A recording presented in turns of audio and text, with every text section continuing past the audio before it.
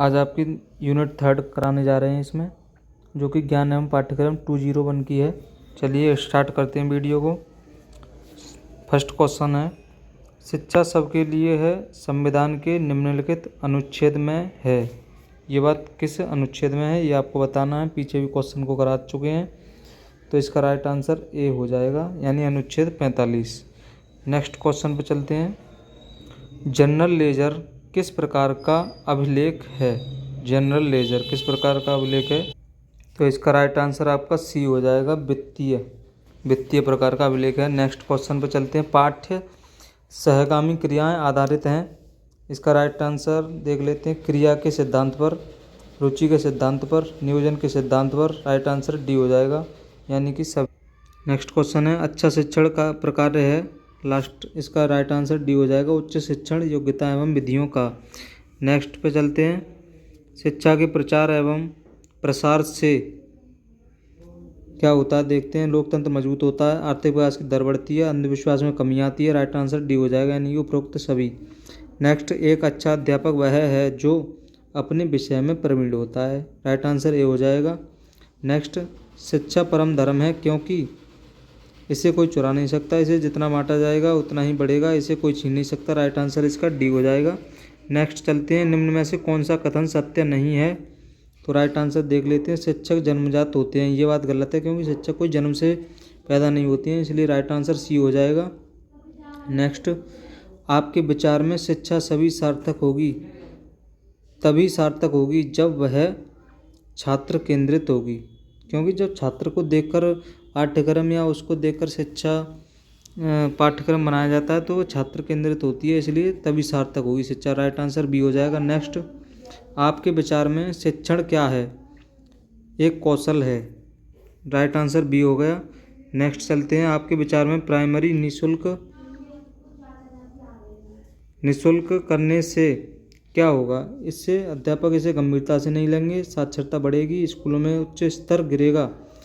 तो इसका right answer हो जाएगा साक्षरता बढ़ेगी। साक्षरता इससे बढ़ेगी, ज़्यादा से ज़्यादा बच्चे पढ़ने जाएंगे। नेक्स्ट, शिक्षा की योग्यता एवं आचरण का सबसे अच्छा मूल्यांकन करते हैं उनके शिष्य। राइट आंसर सी हो गया। नेक्स्ट चलते हैं। आपके विचार में शिक्षा का उद्देश्य होना चाहिए बालकों का सर्वांगीण विकास। राइट आंसर ये हो गया। नेक्स्ट, स्कूल में पर्यावरण शिक्षा आवश्यक है, छात्रों में पर्यावरण चेतना जगाने के लिए आवश्यक है। राइट आंसर ये हो गया। नेक्स्ट, किसने कहा कि विद्यालय समाज का लघु रूप है? ये बात आपकी DUV ने कही, DUV, यानी कि इनका नाम भी छोटा है तो ये लघु रूप इन्होंने ही कहा होगा, इससे अंदाज लगा लेना आप। किसने कहा कि विद्यालय समाज का एक लघु यानी छोटा रूप है? तो ये बात DUV याद रखना। नेक्स्ट, विद्यालय संगठन के अंतर्गत किन तत्वों को साध्य की प्राप्ति के लिए उपलब्ध व सुव्यवस्थित किया जाता है? तो राइट आंसर इन दोनों तत्व, यानी कौन से दोनों तत्व हैं जो कि सुव्यवस्थित किया जाता है? एक भौतिक तत्वों को, एक मानवीय तत्वों को, यानी कि दोनों। राइट आंसर सी हो गया। नेक्स्ट चलते हैं। शिक्षा के चरित्र निर्माण के उद्देश्य से हमें विद्यालय में किस प्रकार की क्रियाओं का संगठन करना होगा? हमें पाठ्य सहगामी क्रियाएं, नैतिक व्यवहार का, सामाजिक क्रिया का। तो राइट आंसर इसका डी हो जाएगा, उपरोक्त सभी का। नेक्स्ट, किसी संगठन में शिक्षा पर्यवेक्षण किसके द्वारा किया जाता है? किसके द्वारा शिक्षा का पर्यवेक्षण किया जाता है? तो ये प्रधानाचार्य के द्वारा। राइट आंसर बी हो गया। नेक्स्ट, विद्यालय की क्रियाओं को चलाने में कौन कौन से व्यक्ति मिलकर कार्य करते हैं? तो ये शिक्षक करते हैं, प्रधानाध्यापक जी करते हैं, परिनिरीक्षक करते हैं। तो राइट आंसर डी हो गया, डी हो जाएगा इसका, उपरोक्त सभी। नेक्स्ट, प्रबंधन का मुख्य तत्व क्या है? तो ये आपका देख लेते हैं। नियोजन, संगठन, नियंत्रण, तीनों हैं, नियोजन, संगठन और नियंत्रण। राइट आंसर डी हो जाएगा, उपरोक्त सभी। नेक्स्ट, विद्यालय संगठन का उद्देश्य बालकों को समाज के किन हितों की रक्षा करना सिखाना होता है? तो समाज के आदर्शों का, समाज की मान्यताओं मूल्यों का, इन दोनों का। राइट आंसर सी हो गया। नेक्स्ट, बाल केंद्रीय शिक्षा को किस दिशा में विकसित किया जाता है? तो योग्यताओं की दिशा में, अभिरुचियों की दिशा में, शक्तियों संवेगों की दिशा में। राइट आंसर डी हो जाएगा, उपरोक्त सभी। नेक्स्ट, विद्यालय में किन विषयों को महत्वपूर्ण स्थान प्रदान किया जाता है? किन विषयों को? तो ये बात विज्ञान को महत्वपूर्ण विषय, प्रौद्योगिकी और इंजीनियरिंग। तो उपरोक्त सभी इसका राइट आंसर डी हो जाएगा, कॉमन सा क्वेश्चन है। नेक्स्ट, शिक्षा का उद्देश्य बालकों को समाज का किस प्रकार का सदस्य बनाना होता है? किस प्रकार का सदस्य बनाना होता है? सक्रिय सदस्य, उपयोगी सदस्य, कुशल। राइट आंसर इसका डी, यानी कि उपरोक्त सभी। नेक्स्ट, विद्यालय संगठन बालक की विकासात्मक आवश्यकताओं को ध्यान में रखते हुए समाज के किन तत्वों पर आधारित होता है? किन तत्वों पर देख लेते हैं। आदर्शों व आकांक्षाओं पर, आवश्यकता, मूल्यों व संस्कृतियों पर, इन दोनों पर। राइट आंसर सी हो जाएगा, क्योंकि इन दोनों पर। Right answer C. नेक्स्ट, लोकतांत्रिक प्रशासन का सिद्धांत क्या है? तो ये समानता का सिद्धांत, स्वतंत्रता का सिद्धांत, न्याय का सिद्धांत। उपरोक्त सभी। राइट आंसर डी हो जाएगा। नेक्स्ट चलते हैं। शैक्षिक नियोजन का तात्पर्य है समूह कार्य से, सर्वोत्तम विकल्प, वैज्ञानिक परिवर्तन। राइट आंसर डी, उपरोक्त सभी। शैक्षिक नियोजन का मतलब यही है कि समूह में कार्य करना, सर्वोत्तम विकल्प ढूंढना और एक वैज्ञानिक परिवर्तन लाना। तो उपरोक्त सभी राइट आंसर डी हो जाएगा। नेक्स्ट चलते हैं। शैक्षिक पर्यवेक्षण का नवीनतम रूप कैसा है? तो ये आपका एक तंत्रात्मक, लोकतांत्रिक, हस्तक्षेप रहित। तो इनमें से राइट आंसर आपका केवल सी रहेगा, हस्तक्षेप रहित। एक नवीनतम रूप है जो कि शैक्षिक पर्यवेक्षण का हस्तक्षेप रहित एक नवीनतम रूप है, याद रखना। नेक्स्ट चलते हैं। विद्यालय प्रशासन के अर्थ को किस प्रकार व्यक्त किया जाता है? प्रशासन को किस प्रकार व्यक्त किया जाता है? तो ये संकुचित रूप में व्यक्त किया जाता है और एक व्यापक रूप में। विद्यालय प्रशासन के अर्थ को संकुचित और व्यापक दोनों रूपों में। तो ये दोनों राइट आंसर हो जाएगा इसका। नेक्स्ट, विद्यालय प्रशासन के प्रमुख कार्य कौन कौन से हैं? तो ये विद्यालय व्यवस्था का नियोजन करना, विद्यालय व्यवस्था का संगठन करना, विद्यालय व्यवस्था का समन्वय संचालन करना। उपरोक्त सभी राइट आंसर डी हो जाएगा। नेक्स्ट चलते हैं। छात्र छात्र, शिक्षक छात्र, शिक्षक शिक्षक, निरीक्षक शिक्षक और निरीक्षक के संबंध को कौन संतुलित करता है? कौन संतुलित करता है? ये प्रधानाध्यापक जी होते हैं, प्रधानाचार्य जो होते हैं, वो सभी के बीच में एक संतुलन बनाए रखते हैं संबंध में। नेक्स्ट, शेर बच्चे कब की स्काउट आयु कितनी होती है? शेर के बच्चे को जो कब होता है उसकी स्काउट आयु कितनी होती है? 7 से 11 वर्ष। नेक्स्ट, पाठ्य सहगामी क्रियाओं के अंतर्गत किन क्रियाओं को महत्व दिया जाता है? वाद विवाद को, नाटक को, उपरोक्त सभी को, खेलकूद को। उपरोक्त सभी राइट आंसर डी हो जाएगा। नेक्स्ट चलते हैं। एस.सी. मैकॉन ने अतिरिक्त पाठ्यक्रम क्रियाओं के विकास के कितने स्तर बताए हैं? तो ये 3 स्तर बताए हैं। राइट आंसर बी हो जाएगा इसका, बी। नेक्स्ट चलते हैं। पाठ्य सहगामी क्रियाओं के मुख्य उद्देश्य क्या हैं? विद्यालय के शैक्षिक कार्यक्रमों को उन्नतशील बनाना, छात्रों में स्वशासन उत्पन्न करना, बालकों के सर्वांगीण विकास में योगदान देना। राइट आंसर डी हो जाएगा, उपरोक्त सभी। नेक्स्ट चलते हैं। शरीर किन क्रियाओं से हष्ट पुष्ट होता है? तो ड्रिल, व्यायाम, खेलकूद, ये सभी जानते हैं, कॉमन क्वेश्चन है। राइट आंसर डी हो जाएगा। नेक्स्ट चलते हैं। स्काउटिंग के जन्मदाता कौन है? ये इंपॉर्टेंट क्वेश्चन है। स्काउटिंग के कौन है जन्मदाता? ये आपके Robert Baden Powell. Robert Baden Powell scouting के जन्मदाता हैं, याद रखना इसको। राइट आंसर सी हो जाएगा, रॉबर्ट। अंग्रेजी नाम है कि इसको याद रख लेना, रॉबर्ट बेडेन पावेल। नेक्स्ट चलते हैं। संगीत संबंधी पाठ्य सहगामी क्रियाएं कौन कौन सी होती हैं? तो ये संगीत क्लब होता है, बैंड क्लब होता है, ऑर्केस्ट्रा। ये उपरोक्त सभी राइट आंसर डी हो जाएगा। नेक्स्ट, पाठ्य सहगामी क्रियाओं से बालकों में कौन कौन से नैतिक गुण विकसित होते हैं? धैर्य व ईमानदारी का, सहनशीलता का, न्यायप्रियता का। उपरोक्त सभी राइट आंसर डी हो जाएगा।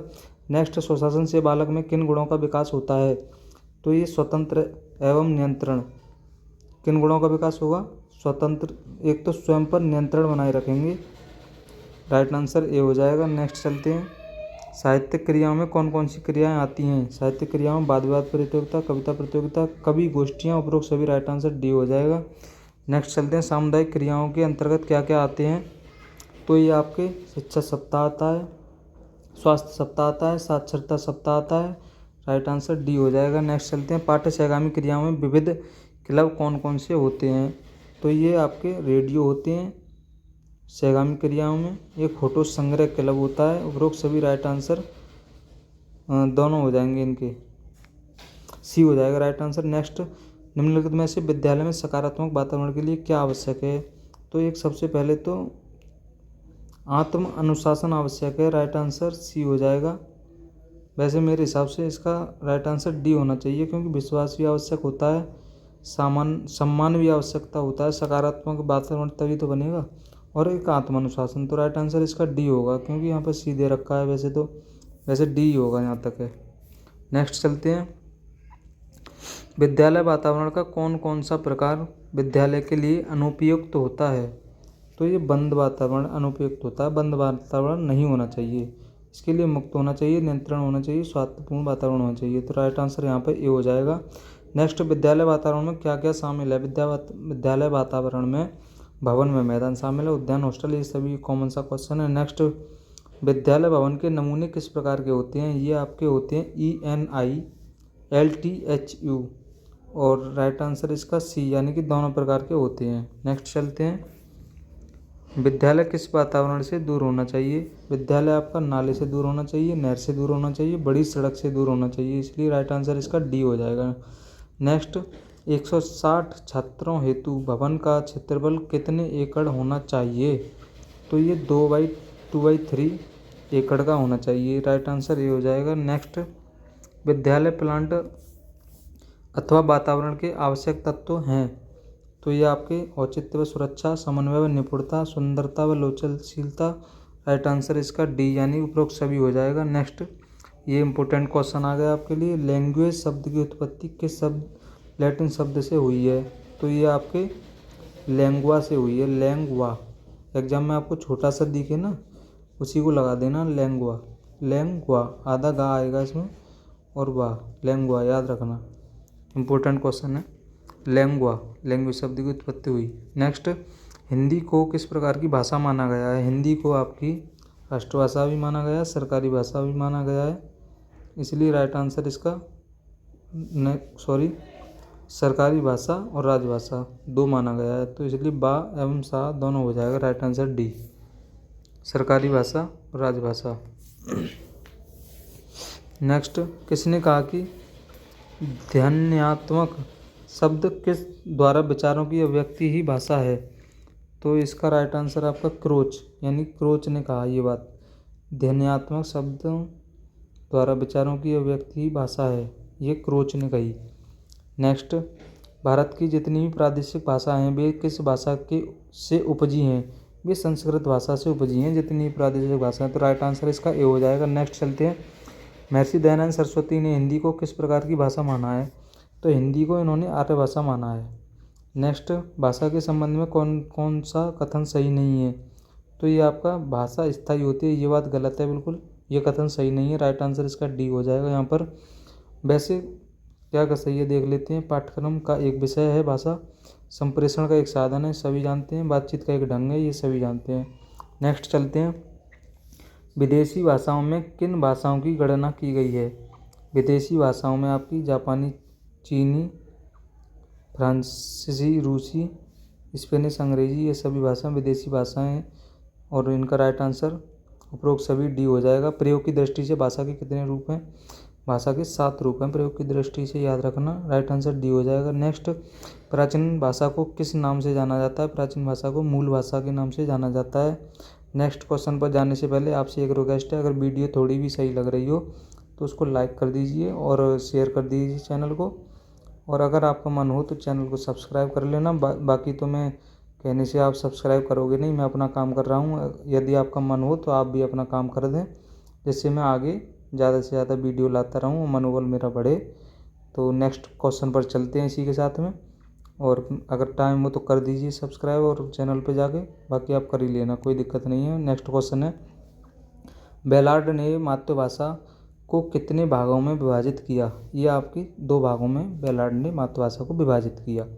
नेक्स्ट क्वेश्चन, हिंदी भाषा की बोलियाँ कौन कौन सी हैं? तो ये ब्रज भाषा हिंदी भाषा की, अवधी है भोजपुरी, ब्रज, अवधी, भोजपुरी, याद रखना, राइट आंसर इसका डी हो जाएगा।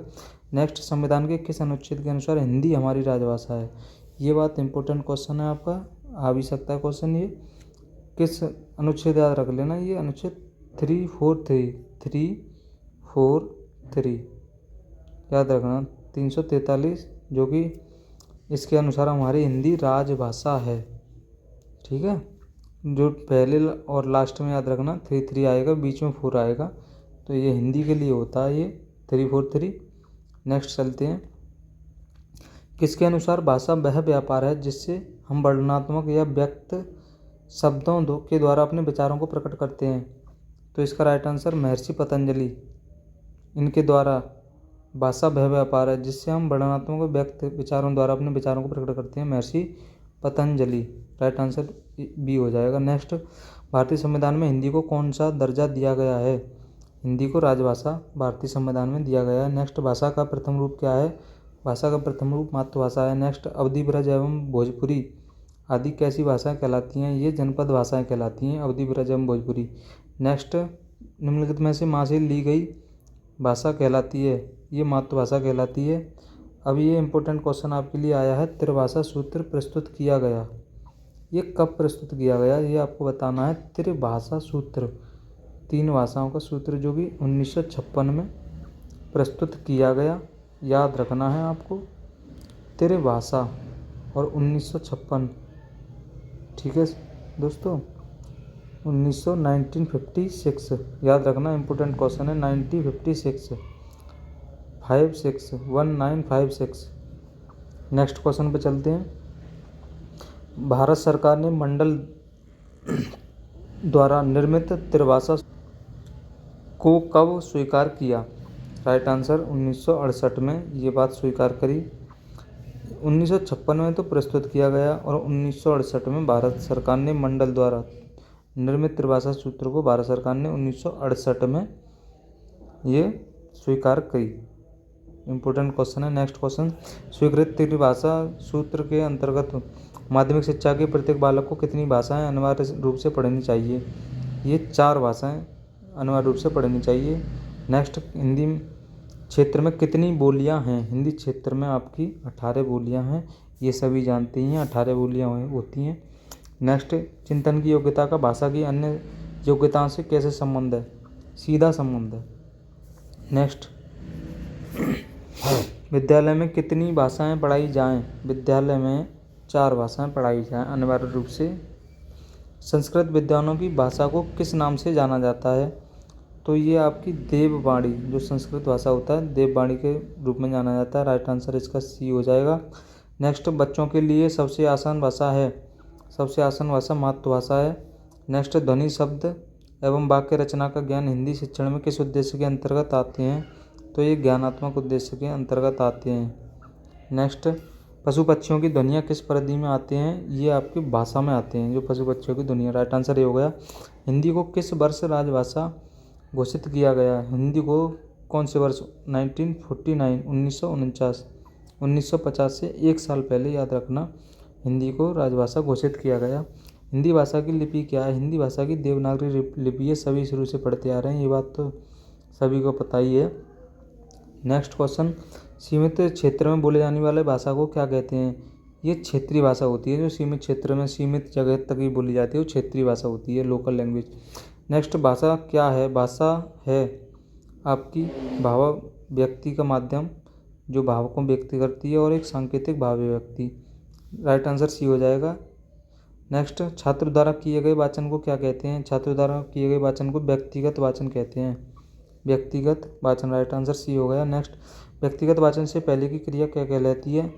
तो ये सामूहिक वाचन कहलाती है, सामूहिक वाचन, हाँ, पहले सामूहिक वाचन कहलाती है। राइट आंसर भी हो गया।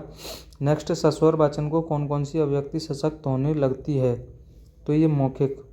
राइट आंसर सी हो गया। नेक्स्ट, किस प्रक्रिया में से छात्रों में योग्यता विकास तथा ज्ञान अर्जन का विकास होता है? तो ये गहन अध्ययन। राइट आंसर बी होगा। किस प्रक्रिया से छात्रों में योग्यता विकास तथा ज्ञान अर्जन का विकास? तो ये गहन अध्ययन से ही होता है, सभी जानते हैं। नेक्स्ट चलते हैं। निम्न में वाचन की विधियाँ कौन कौन सी हैं? स्वरोच्चार विधि, संयुक्त विधि, कविता विधि। राइट आंसर इसका डी हो जाएगा, उपरोक्त सभी। नेक्स्ट, लिखित भाषा की इकाई क्या है? लिखित भाषा की इकाई वर्ण है। नेक्स्ट, लिखित भाषा के अंतर्गत भाषा किस रूप में रहती है? तो ये स्थायी रूप में रहती है। नेक्स्ट, हिंदी में मौखिक या लिखित रचना के अभ्यास से किसका अभ्यास होता है? तो ये होता है वाक्य रचना का अभ्यास होता है। नेक्स्ट, श्रुति लिपि कितनी विधियाँ हैं? श्रुति लिपि की कितनी विधियाँ हैं? श्रुति लिपि की आपकी 4 विधियाँ हैं, याद रखना है। श्रुति लिपि की 4 विधि होती हैं। नेक्स्ट, निम्नलिखित में से श्रुति लिपि के भेद क्या हैं? श्रुति लिपि के भेद आपके अध्यापक का उच्चारण स्पष्ट हो, बालकों के पास उचित लेख सामग्री हो, छात्रों को ठीक से आसन पर बैठाया जाए। उपरोक्त सभी राइट आंसर डी हो जाएगा। नेक्स्ट, व्याकरण एवं रचना किस रूप में है? व्याकरण एवं रचना भाषा के रूप में है। नेक्स्ट, किस अभिव्यक्ति में व्यक्ति लिखित रूप से कार्य करता है? तो इसका राइट आंसर मौखिक बी हो जाएगा। मौखिक रूप में अभिव्यक्ति लिखित रूप से कार्य करता है। नेक्स्ट, लेखन कौशल में लेखन अभ्यास कराना कौन सी अवस्था कहलाती है? तो ये चतुर्थ अवस्था कहलाती है। लेखन कौशल में लेखन अभ्यास कराना, तो ये आपकी चतुर्थ अवस्था में आती है। राइट आंसर सी हो गया। नेक्स्ट, लेखन कौशल में श्रुत लिपि, प्रतिलिपि कौन सी अवस्थाओं की विधियाँ कहलाती हैं? तो ये आपकी तृतीय। लेखन कौशल में श्रुत लिपि, प्रतिलिपि कौन कौन सी अवस्थाओं की विधियाँ कहलाती हैं? तृतीय लिपि की अवस्थाएं कहलाती हैं। राइट आंसर सी हो गया। नेक्स्ट चलते हैं। कविता शिक्षण के कितने उद्देश्य बताए गए हैं? कविता शिक्षण के आपके 11 उद्देश्य बताए गए हैं। राइट आंसर ये हो जाएगा।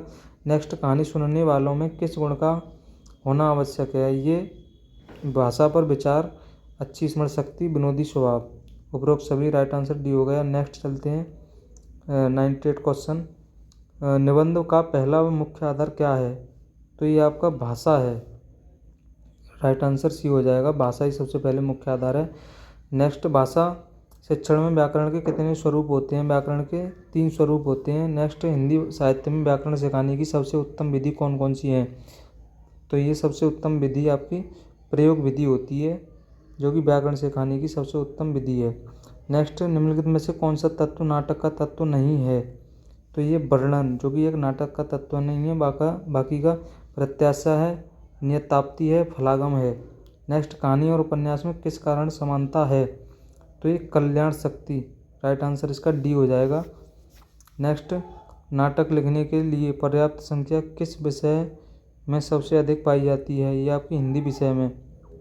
नेक्स्ट, नाटक शिक्षण में निम्नलिखित में से किसका महत्व नहीं है? मौन पाठन का महत्व नहीं है, क्योंकि नाटक में कोई मौन रहने का मतलब ही नहीं है। नेक्स्ट, प्राथमिक स्तर पर मूल्यांकन की सर्वाधिक उपयोगी विधि